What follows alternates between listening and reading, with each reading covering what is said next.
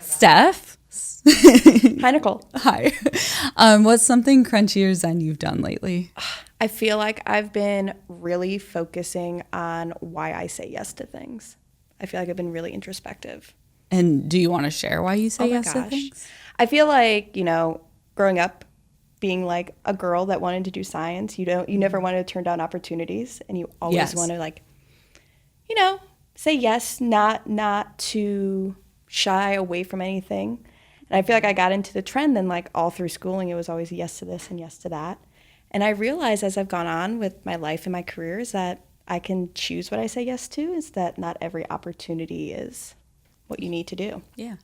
I like that. I like the phrase, like, not every opportunity is your opportunity. Yeah, I love that. I have to say that to myself. Yes, I love that. I feel like that was like my theme this last week of opportunity that presented itself, of really looking at it and saying, is this something I want to do? Mm-hmm. Or is this something that maybe isn't my thing? Yeah, something I've been doing lately is like I made like a top 5 priorities for this year. That.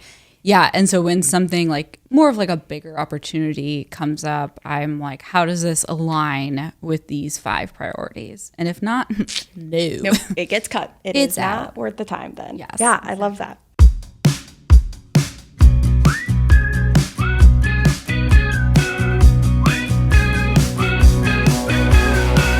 Welcome to my Crunchy Zen era. This is a weekly podcast with a little fun, a little humor, and a whole lot of curiosity.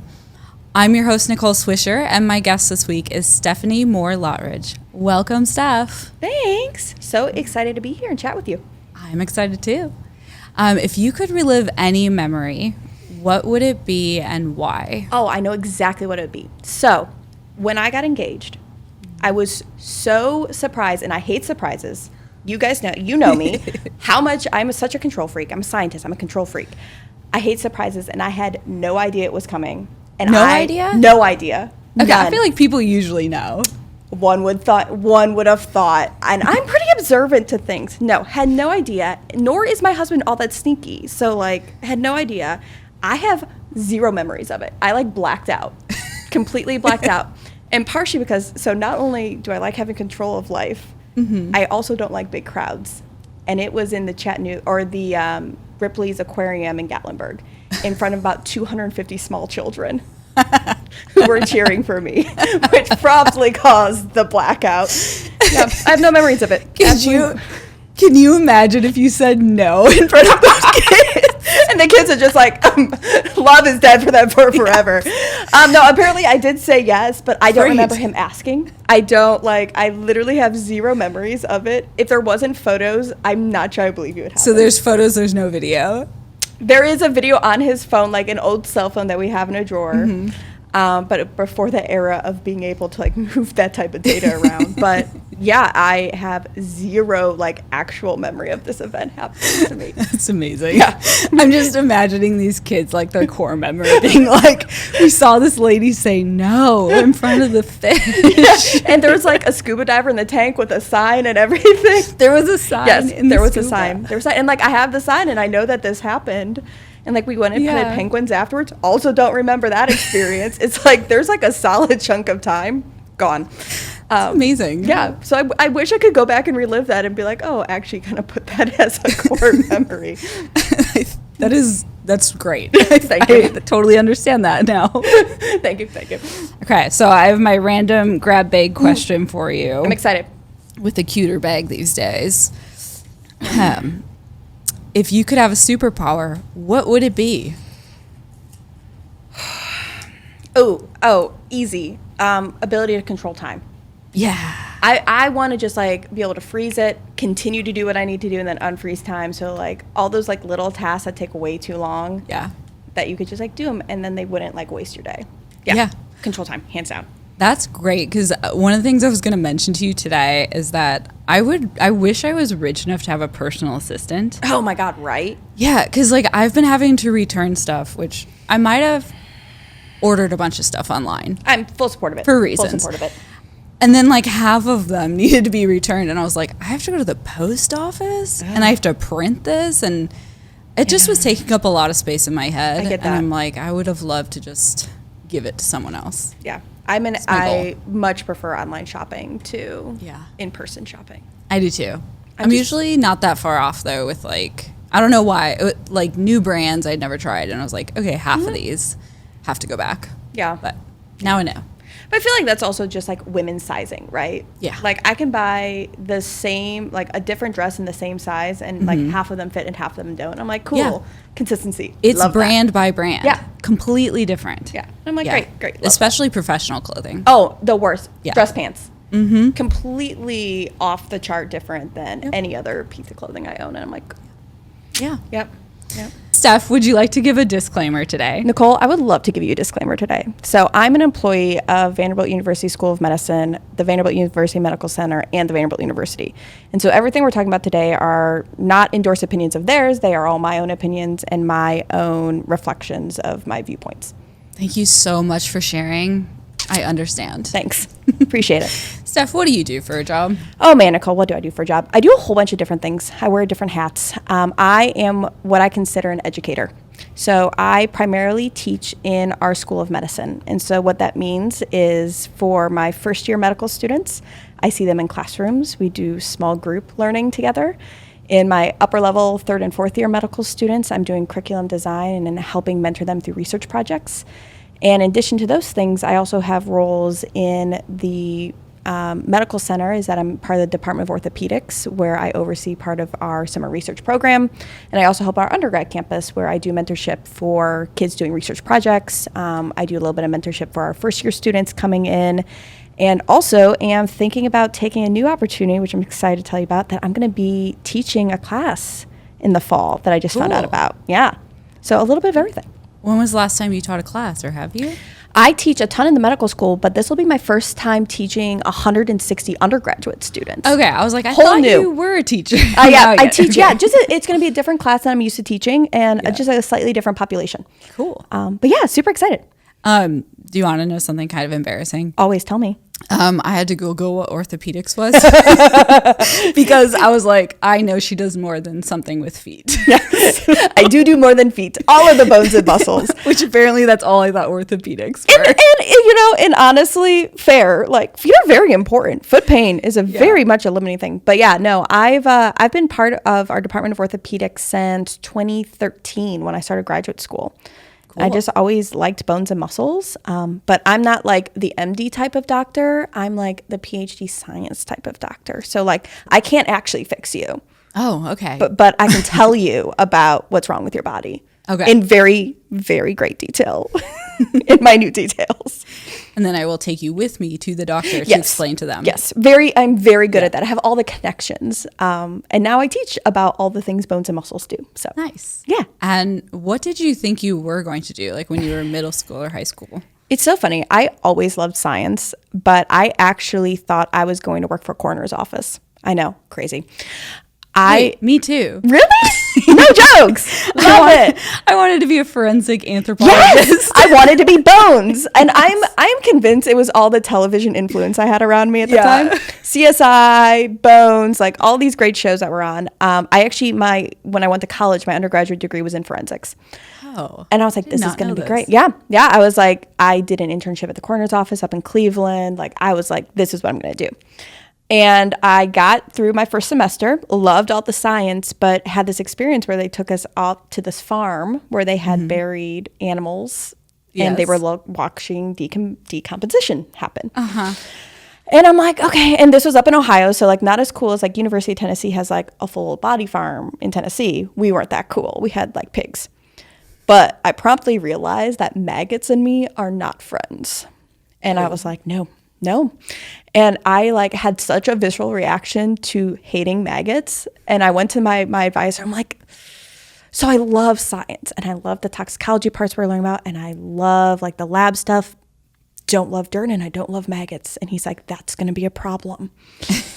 And I was like, okay. So started talking with him and like talking about what I really wanted to do with my job. And I realized it was more being a scientist than it was being a person that was working in like a forensics lab.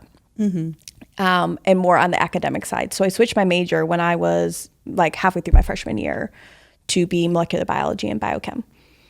And then I just did science. And you've enjoyed it? Love it. Oh my gosh. Yeah. I've always loved being a scientist. It's one of those things I think I found really early on, like even in high school and middle school, I loved science and I loved learning things about the body and about cells. And I also, looking back on it, I think I've always loved teaching. You know, I was a TA in undergrad, I TA'd in grad school, I had all these different experiences. I don't think I realized how much I could enjoy that as a career in the future, because it's definitely one of those things in my field that's kind of downplayed. Mm-hmm. There's like this like undertone joke always of like people that can't teach. Oh, I've heard that. Yeah.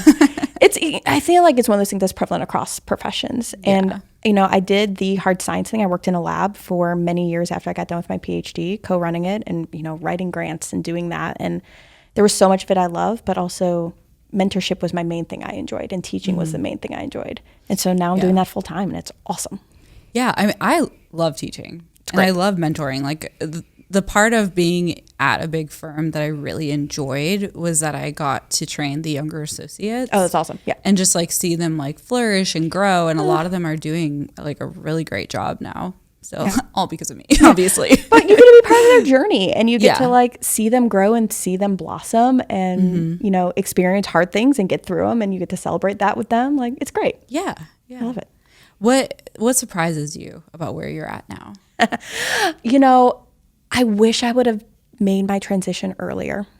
Okay. I know. So, you know, I think there was this thing in my mind of that I needed to be in science and write all these papers and do all these scientific discoveries in the academic world. And I always wanted to go teach, but I wasn't ready to stop that grind yet. And I wasn't ready to kind of take my foot off the gas of the discovery phase of my career. And what I realize now, being out of that kind of discovery phase and more into the teaching phase, is I love all the creativity I get to have. You know, I get to think about, how are we going to do this better? How are we going to teach this concept better? And I have so much flexibility and space with my colleagues that they're like, oh yeah, that sounds great. You want to try it? Sounds good. I didn't realize how much I missed that creativity aspect, and also just being able to do something sheerly for the love of wanting to teach something better. Not because it's going to get grant money, not because it's going to, you know, maybe change anything in the field or give more fame or give more glory to science, just for the sheer love of teaching something better. So it's fun. I mean, what do you think took you so long to get there? You know, I think it's, you know, when I did a PhD, and so I was in school for 5 years, and then I did 2 years as a postdoc. It's a lot of school. It's a lot of school. It's a lot of school. And I did 4 years or 3 years as an undergrad. And it was just, you know, it was one of those things when you spend that much time in school, I think we all are like, oh, I have to grind and I have to get the big fancy job and I have to do the fancy thing to like make up that time and like make it worthwhile. Mm-hmm. And I look back on it now, I'm like, that was silly. Why did I do that? Like, I think I knew when I got done with my PhD that I wanted to teach, and I could have made that transition. But I will say, because I was in the lab, because I spent more time in clinical research, I spent more time with my physician colleagues, I have a much better understanding, I think, of what I need to teach to my medical students, not being an MD, than I would have if I would come directly out of PhD. I would have had no context. I would have had no like real world experience of being in the hospital and doing clinical research and seeing patients and rounding and having all these experiences that I had in those 5 years. Mm-hmm. I wouldn't have had that. So pros and cons, you know, it's hindsight, right? Yeah, I mean, I had some law school professors who had never practiced. Yep, exactly. And then we had some who were adjuncts, and it was like the adjuncts, some of them were good at teaching, some weren't. But the people who had practiced and then shifted and were now focused on teaching, they were the best teachers, in my opinion. Yeah, for sure. And I think it's, especially with professional school, you need real world experience so that I can look at my students and say, this is why this matters. I know for a lot of my med students, I know your licensing exams like the back of my hand now. I know exactly the content you need to know. This is why this matters. Yeah. I've helped 80 students go through the lab I was in, helping mentor them, helping them match into orthopedic residency programs. I feel like I know the equation of what's going to help you be successful in that type of program. And without having that, I don't think I could mentor students how I am now, or even work in a medical school like I am now without that context. So how many women are in your field, would you say? Ortho is less than 10% female. Okay. It is a little bit higher in the research side. There's a little bit more women over on my side, but across, we hover under 10% every year. It's going up. They're trying. Why do you think that less women go into that field? I think there was years and years and years ago, there was this philosophy that you had to be strong to be an orthopedic surgeon. And there is some truth to that, is that there's a lot of things in OR when you're replacing a total hip or you're replacing a total knee or you're moving a bone, you're taking a piece of bone out, that you need some strength to do it. I will say, though, I have seen plenty of colleagues who are smaller than I am by margins, and they do just fine because you just do it differently. You know, you leverage yourself and you use the tools a little bit differently. And so, you know, all of those things can be worked around. I think the other challenge is that there weren't a lot of female mentors. And so if you're going into a field and you never see anyone that looks like you, how do you get mentorship? And, you know, I will tell you this till I'm blue in the face. I am so lucky. I had such great mentors that were males that were able to see that I had different experiences and different challenges being a woman in the field. Is that they could step aside and say, oh, this is something I've never experienced personally, but you're going to experience this. You're going to want to be a mom maybe one day. How are you going to deal with your career? How are you going to be a scientist and run a lab and do that? And so when I had my son, he'll be 2 in September, I had great people around me that were mentoring me. They weren't female, but they knew and they understood what kind of those challenges were. That is not, that's very rare, I think, is that somebody can step outside of their own personal experiences and understand that. So I think it's one of those things is like by us bringing more women into the field over the last 10 years, there's attendings that can now mentor females that are coming into the field. So it only gets better is that the pipeline continues to grow. Yeah. I feel so mentorship is, I think, extremely important in the profession, like any profession really. And as a lawyer, there were not as many women ahead of me.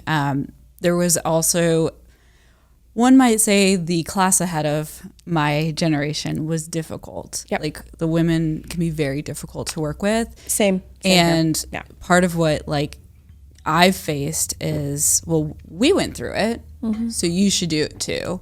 And I strongly believe that each generation, part of our goal should be to make it easier for the people behind us and to look back and say, hey, I've got you. I went through this. I'm going to make sure you get to do it better. And I look at like my niece even, and I'm like, please don't be a lawyer. But I look at her and like her confidence, and she's only 7 or 8 now. And I never want her to lose that. I never want her to think like you can't speak up. And that's what I think each generation should do for the next is to say like, I went through this so you don't have to. Oh, I totally agree with you, Nicole. And I definitely have seen, we always joke, we call Queen Bee syndrome, is that in ortho for so many years, you would have like one female and they were like the token female of the department or of the group. And sometimes they were lovely people that could invite others in and make space for them. And sometimes that's not always true when you get used to being the token person, is that they don't want other people around them that are going to take that spotlight and take that shiny thing away from them. And so it's always interesting, you know, I am definitely in the camp, like the whole like hazing culture thing of like, you have to go through this hard thing because I did. That's silly. That is absolutely ridiculous when you think about it, right? Is that my job is to make it better for you in the future and get rid of those barriers. There should not be that barrier. Now, is training in a profession, no matter what you're doing, hard? Yes, 100%. I'm not going to let you like cakewalk into this. I'm going to make sure you are really well prepared and really well trained. But at the same time, I don't want you to have to deal with the BS I dealt with. Like you should be able to be who you are and grow, and medical school is hard enough. Residency is hard enough without those extra factors. And so if I can get rid of them, spectacular, going to do that. But that I don't feel like that was always what was done for us going through training. And I think I definitely lucked out is that I had really great mentors at all stages, from strong women as an undergrad and then really awesome mentors for my PhD training and my postdoctoral training. Like I just got lucky. And now I think it's becoming more of a norm if that is the expectation. Yeah. And I would say like probably I mean, I probably am midway through my career, but midway through my midway part of my career is like, I can think of 2 women who were, you know, older than me, and they really took an interest and really helped me and gave me encouragement and confidence I needed then. I can also think of 2 to 3 women who I think tried to crush me. Yeah. Oh, for sure. For sure. Okay. And they almost succeeded. Yeah. But it is really important. And then I've had lots of male mentors as well. And it is really important it's important to have like allies and people who are like, I understand you're going through something different. I might not understand what it is exactly, but I'm willing to like learn and try as well. Exactly. And so you need a team. Yeah.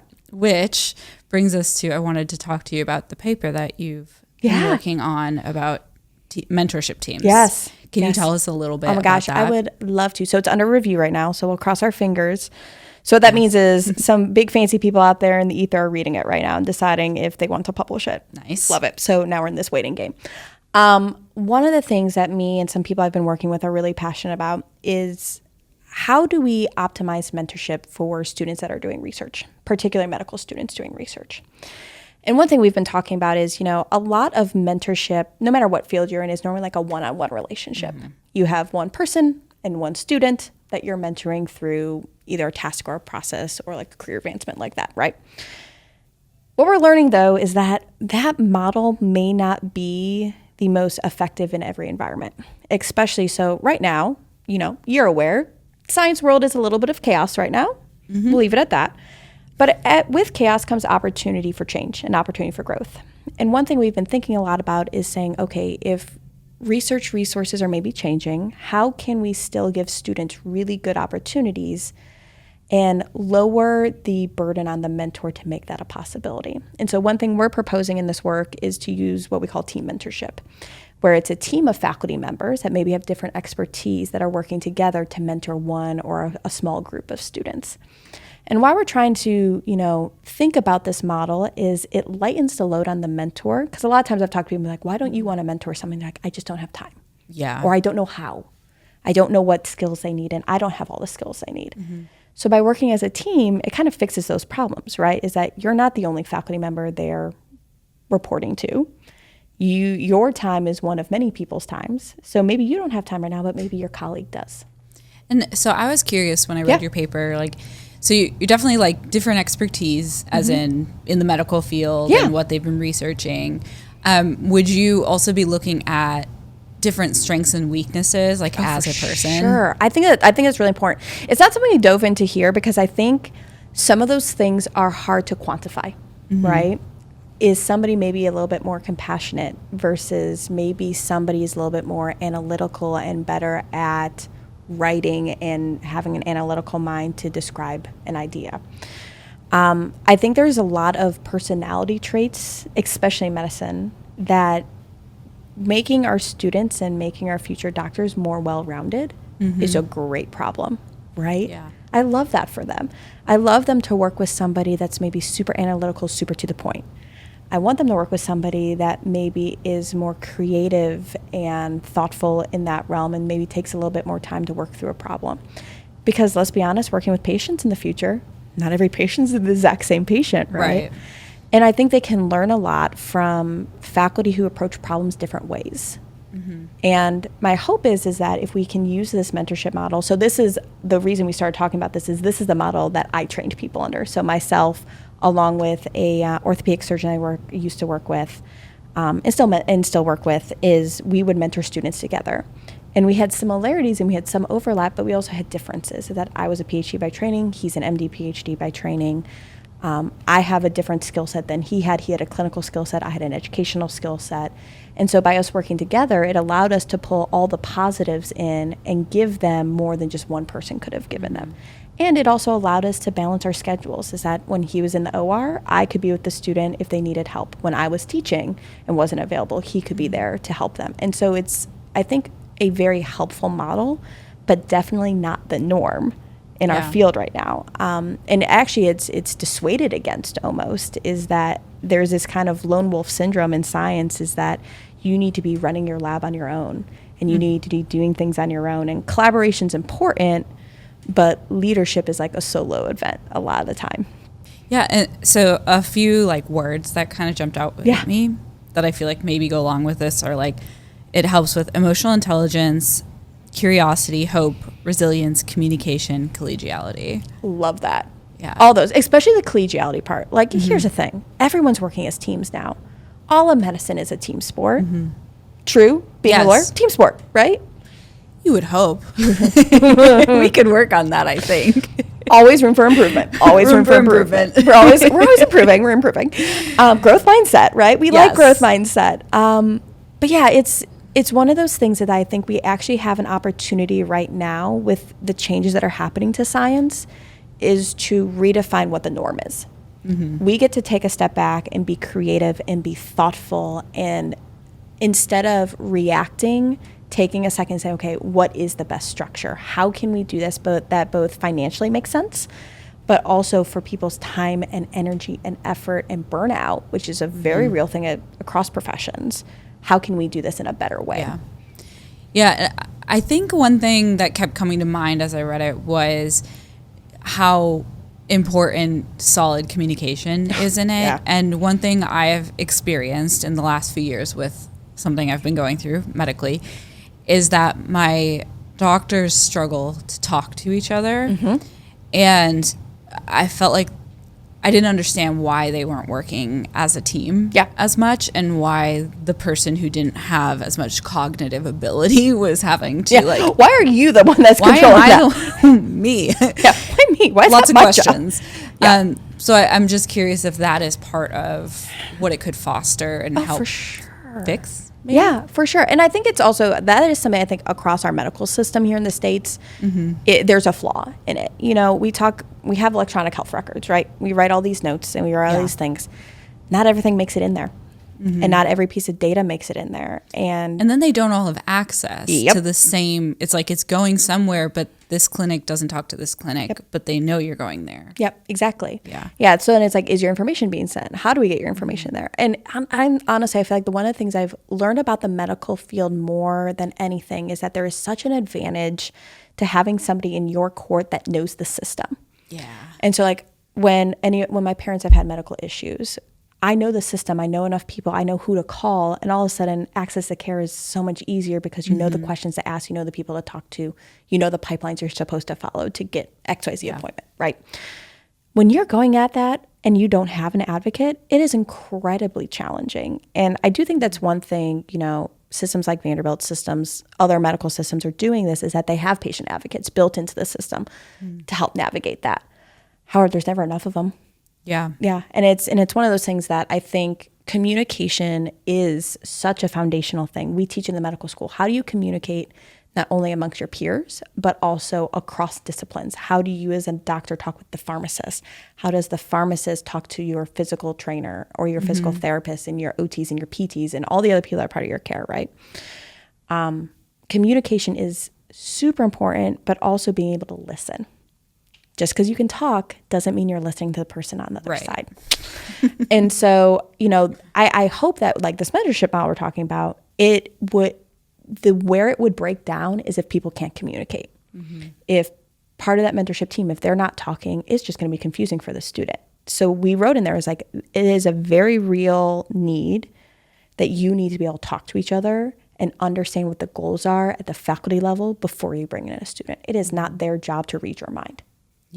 It's just not. And that, I feel like that is such a problem as the mentee of like the people who are supposed to be mentoring you and even like teaching you how to communicate. If they don't communicate well. But and they're like, you should just kind of know. And it's like, well, no, that's the whole point. That's actually the whole point of communication. And I think that that's a very, if this is something that we're going to do, we need to also do faculty development to go along with it.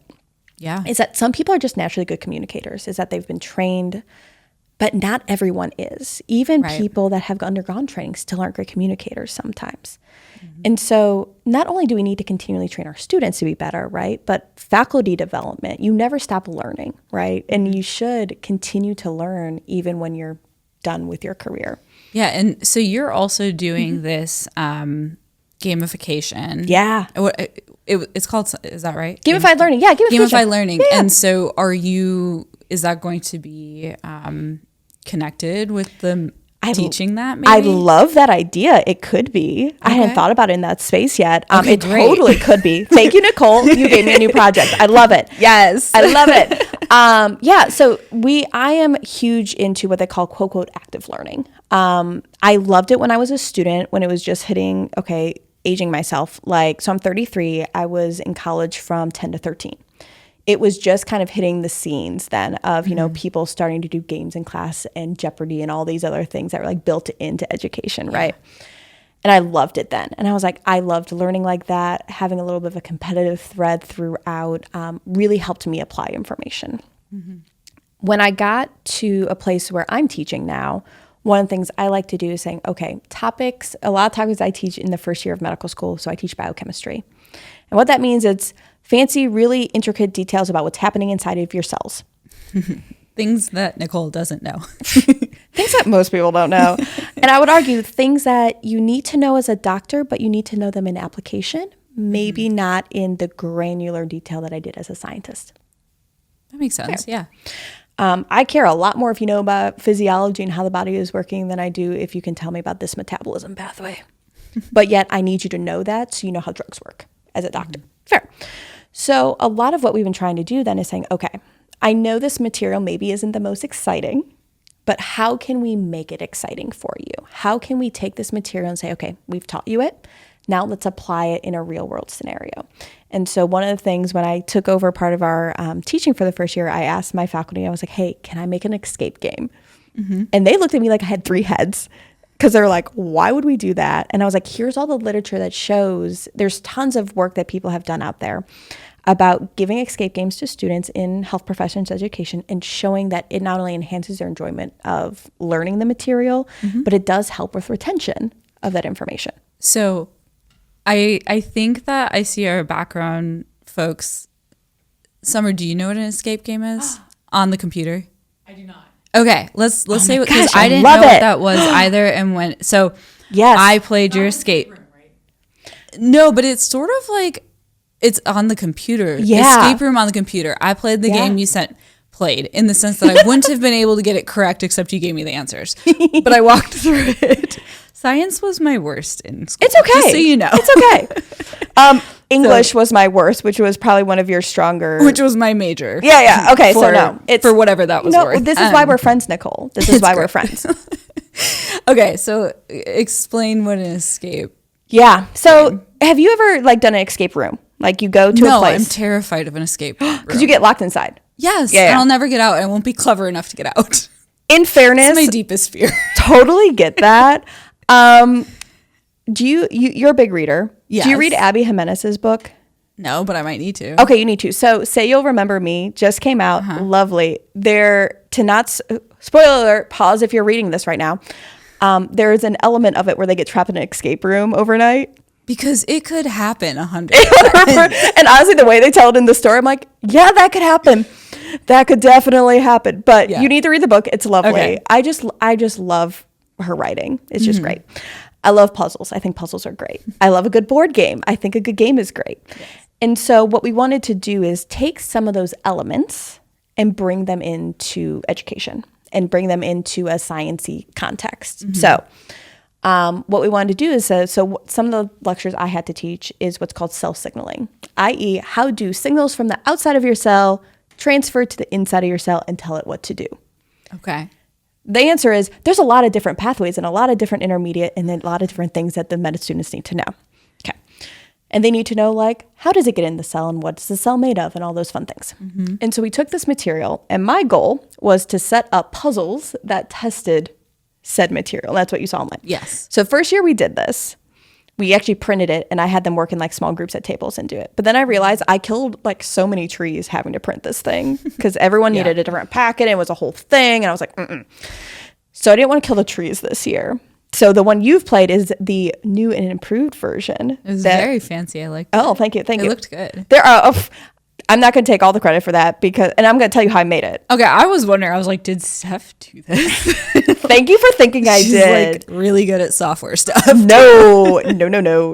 There are so many amazing online tools now. So the platform I was using, completely free to use, to plop things into. It's based for educators. It's great. Can you do links in your podcast? Yeah. Great. I'm going to give you the link for it. It's Perfect. great. Every educator should have access to this thing. But all the material that went into it, I actually had ChatGPT help me make it.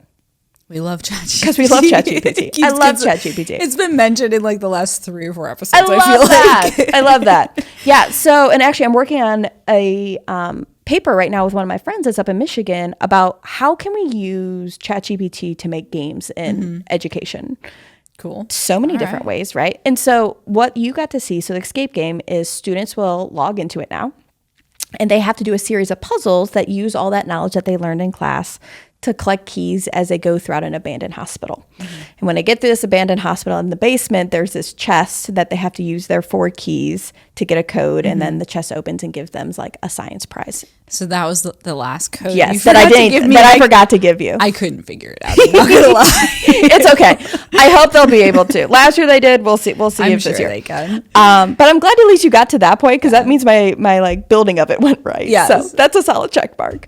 So they're gonna get to do this next week. Cool. And it's going to be all the first year med students get to hang out and do this on their computer together. Super excited. We're going to have them work in little teams. And I think you probably saw this. One thing I built into it this year that we didn't used to have was characters. Yes, characters. So each character gets their own like special hint if they're part of the team. So kind of to help you solve the puzzles or know like, is the password all capitals, or, just clues to make it a little bit easier. Then you get a little clue to go with your person. But yeah, so they're going to get to do this next week. But yeah, so our whole goal was to take this like science concepts and test it, what we call in like a formative assessment, meaning they're not getting graded on it, in a way that's fun, that they can apply the knowledge and then use it to ultimately escape the room. I think that would be really beneficial, because I feel like I learn in a mysterious way. Like I haven't quite figured it out. Like I have to like read background stuff and then kind of apply it and then like talk about it again. Yeah, totally. And it like, that is not how you learn in law school or in undergrad, like any of it. And so I've always kind of like struggled with that. And whenever I've been in charge of like training people, I always want to know like, how do you learn? Yeah. And like, can we adjust for that learning style? Because often people get written off because they don't learn in the traditional way. And that is not fair. And it's completely gatekeeping. So I feel like, it's I love that. good to be exploring new ideas and options. Yeah. And especially like when you're in when you're in training still, I think you get forced to learn a certain way, whether you're in medical school, you're an undergraduate, you're in law school. There's structure and there's certain ways that you have to learn to be successful, right? Yeah. And it's not always aligned for everyone. No. I talk with a lot of first years about retraining their learning strategies, because what works to be a really good science major as an undergrad does not work in medical school. Especially our curriculum is what we call integrated, where it builds on each other throughout the year. So in college, I'm sure you did this, I did this, you learn something and then you throw it out of your brain to make room for the next thing. Terrible habits, right? As an educator now, I'm like, don't do that. But in medical school, it's really like in our curriculum, you can't do that, because you need that knowledge for the next thing. Yeah. And when they start, sometimes they're not used to learning like that. It's a different style of learning. But definitely in the workforce, that is one thing. Like when I had staff in the lab, I always love talking with them of like, okay, how do you learn? How do you want to receive information? And what ways do you want to tell me information back? Do you want to meet in person? Do you want to have this written down? Do you want to have this video recorded? I'm like, I don't care what it is, but I want you to make sure that you feel like you're taking in the things we're talking about. Yeah. And I feel very strongly about that it's the teacher, the trainer, the mentor's responsibility to initiate that conversation and to adjust for the person that's learning, because you're there to serve that person. They're not there to serve you. Yeah. 100%. And I think that gets mixed up quite a bit. Oh, for sure. And I think people forget. Like, and it's also, those things can change. I think that's the other thing, is that people think that like your learning style is static, which is like totally not the case, right? Okay, I don't know that I fully knew that. Yeah, oh my gosh, you can totally learn new ways to learn. You can train yourself. And this is what I have my students do. I was like, you're used to studying XYZ way. Let's talk about other study strategies that are maybe better for this type of integrative learning. What works for you? And I always tell them, like, you have to be okay knowing something is failing you. Yeah. Is that you don't want to keep like digging your hole, and your hole gets deeper and it's not working for you. You need to be able to stop, reflect, kind of step away from the moment and say, this is not working. I either need help or I need to redefine. And what I've talked to a lot of when I've worked with staff over the years is saying, okay, what maybe works for you right now as you grow and as you learn, maybe something else might be better. So that was always part of my like yearly reviews with people of like, okay, is this still the same way that you still want to do information? Do we want to make changes? Do we want to adjust any of this? Yeah. Because you just grow and you learn. But I see it all the time in students. It's amazing watching like a day one medical student and like when they get done with their first year before they like go off to the wards and like are like clinical people. Yeah. Whole different people. Like whole different learning strategies, whole different learners, whole different people. And it's great. They have so much growth that first year. So kind of taking us back a little bit from a moment. If you were speaking to a girl in middle school, high school who has some interest in science or anything related, what advice would you give to her? I think, and this comes back to what we were talking to about knowing when to say yes. I think one of the biggest things I would advise on is try everything at least once. If you're interested in it and you want to go try it, go do it. Don't let the fear of it, oh, only the boys are doing that, or my friends aren't doing that. At the end of the day, you need to go try it for yourself and see if you like it. Because you may find that, oh, I love that, or you may experience be like, actually don't love that how I thought I did. Yeah. And so I think when you're young and you're learning and you're experiencing, I think it's really important to put yourself out there and say, okay, I'm going to try these different things, even if maybe my friends aren't doing it with me. Solo life journeys. Yeah. And then I think later on is saying, once you start to know what you like and what you don't like, you can start making more informed choices. And I feel like that's how I got to say, okay, I wanted to be a science major and I wanted to go to graduate school and I wanted to stay in academia and work in a lab, is because I had experiences where I could purposefully close some doors and say, that's not my path, but also have experience to say, I'm informed to make the next decision, because then you feel empowered to do it. Yeah. Thinking about me also just as like a young scientist and like a young female in a overly male dominated workplace where I've always been, I have never found that as a negative in my world. I've had good mentors. And so I think I come from a place of privilege, knowing that I've had good mentors who have also supported me and protected me and given me space to grow that I needed as a young female scientist. But I would always want to tell other women is that just because you're the only girl in the room should not stop you. It doesn't change anything for you, but it maybe changes how much you have to speak up. It maybe changes how you need to advocate for yourself and finding mentors. But it shouldn't change the fact that you want to try and you want to be there. You shouldn't give up because of that factor, right? If you try it and you hate it, it is also okay to say, no, I'm not going to do that. Even if you are the only female in the room, because you're doing the right thing for you. Yeah. And you got to, I think, also question yourself saying, do I not like this because I actually don't like it and it's like truly not my journey? Or do I not like this because of some external influence I'm seeing that maybe shouldn't be part of my decision process? Right. Maybe it's the environment, not the actual thing that you're doing. Yeah. How many, like, I know I've done that in my career, is that maybe the environment's a little toxic and you're like, I'm going to say no to XYZ thing because of that. And in reality, it would have been a good thing if you could have changed those factors. And I think there are some factors and some barriers like that are changeable. And then also there's some that aren't. Yes. And that's where I think your mentors come into play, is being able to talk with them and saying, is this a modifiable barrier, or is this like this is set in stone, this is not changing? Right. And are you okay with that then? And that can be really hard to discern. Yeah. And sometimes you don't know. Yeah. And sometimes you get in and you're like, oh, wait. That's a non-movable barrier. That's a non-starter, and it's never going to change. And then you get to decide is saying, okay, with that, how do you want to respond? I think that's great advice.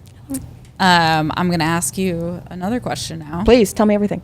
What are you obsessing over lately? I feel like my current obsession, well, my goal for this year was to listen to 100 audiobooks. Yes. How are we doing? We're okay. We're a little behind schedule. I think I'm at like 49 right now. We're in August. Okay. We're at August. We're at August 2nd now. So I'm behind. Okay. And so knowing I'm behind, the question is do I just pick up a bunch of small books and get back on track? That's what I was thinking. I'm like, is that cheating? I don't think that's cheating. But then like my average page count is going to like plummet. And also, you know, I have a son and we read a lot of books at home.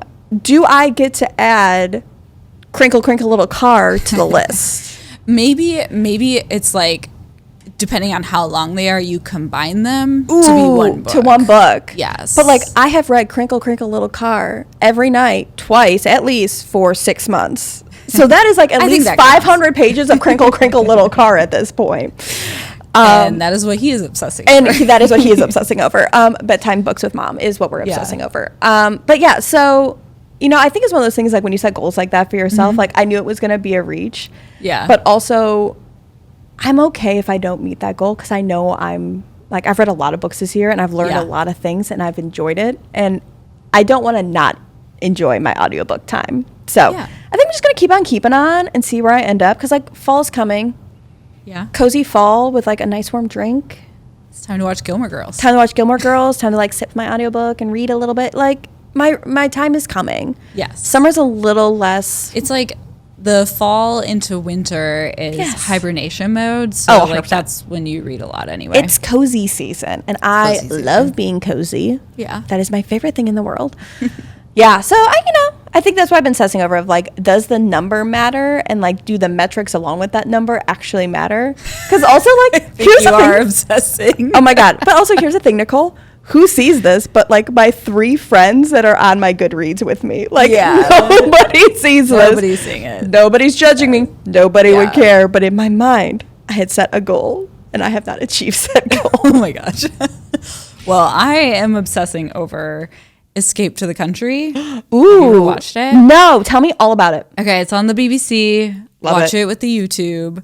My mom and I watch it together. And so when I'm like kind of stressed and I just want something like very calm in the background, that's what I put on. It's a bunch of like British people being like, I can't stand the city anymore.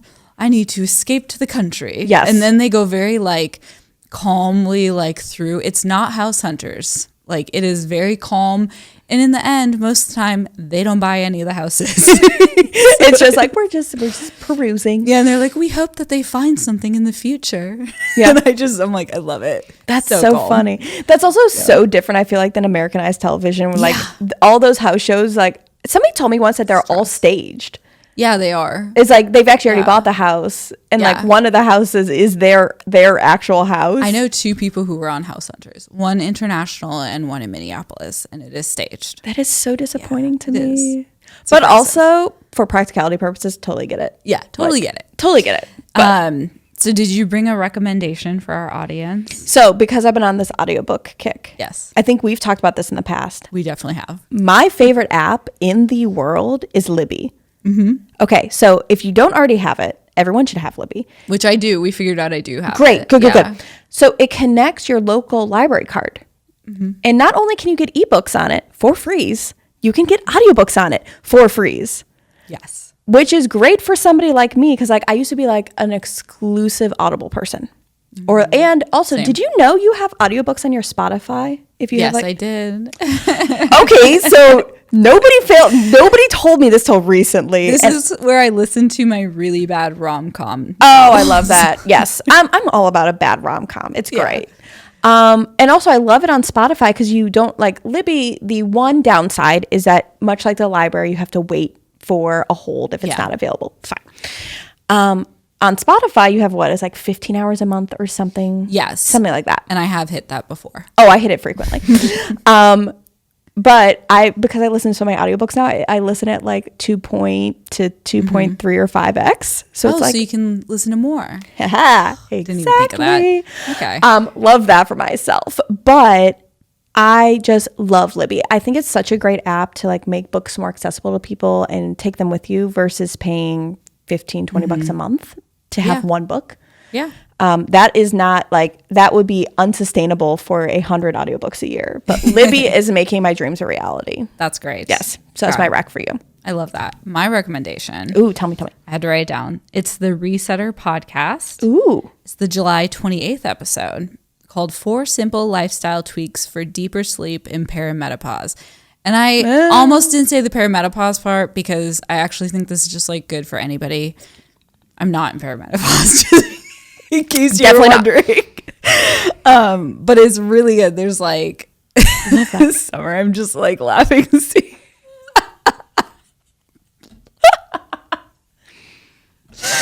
Okay. I love it. But it has really good recommendations for sleep and like how important sleep is to like refresh your brain, which for the longest time I thought there was just something wrong with me where I'm like, I just can't think anymore. I'm going to sleep and I'll wake up feeling better and I'll know the answer. Oh yeah. And I was like, totally. That's a me problem. No, that's just like a human problem. Oh, cool. Yeah. So something I learned from this podcast. Very good. Big fan of sleep. Steph, if someone wants to learn more about what you've talked about or reach out to you, where can they find you? So this is going to be like such a science thing. Yes. So everything that we've talked about, we're working on putting into like a shareable format. Cool. So like if you Google me, it should come up once it's published. So like give it 3 to 6 months. But there are websites that cover a lot of what we do. And also just reaching out, a lot of how we make connections in our field is literally just by our emails. Is that if people want access to things and they want to hear about the work we're doing, especially in the education space, we just email each other. Nice. Like it's very much if we, for example, I have a biochemistry escape game. If my friend who maybe listens to this lovely podcast or like knows that they teach biochemistry and they want it, great. I will gladly send you the link. It is a very open and friendly environment for educators. I will link to like your Instagram or whatever we decide after. Perfect. So thank you so much for being here, Steph. Thanks for having me, Nicole. Thanks for listening. If you guys could subscribe to the YouTube, that'd be super helpful. And maybe even leave a review. And we'll see you next week. Thanks for listening to my Crunchy Zen era. Please subscribe and leave a review wherever you listen to your podcasts. This podcast is produced by me, Nicole Swisher, and my good friends Summer Harkup and Liz Coulter.